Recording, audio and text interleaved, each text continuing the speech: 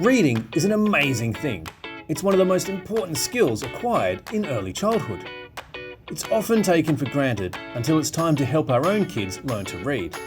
It can be difficult to know where to start.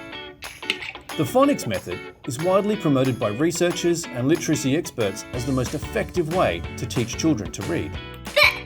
Phonics introduces children to the concept that words are made up of letters, and that letters represent sounds. Click on the B.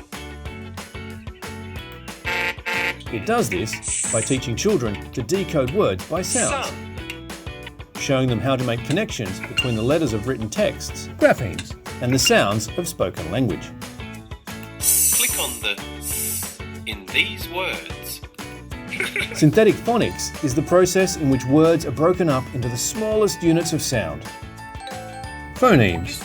Children are taught the letters that represent these sounds. It makes the sound I. Capital I looks like this. And also how to blend them into words. B. Baby. Of course, there are some words that cannot be learned by breaking them into smaller parts. Children must learn them by sight, and these words are known as sight words. ABC Reading Eggs uses phonics and sight words to teach children to decode words into sounds and encode sounds into words. Now I'm going to show you the sound M, like in clam. Damn. M.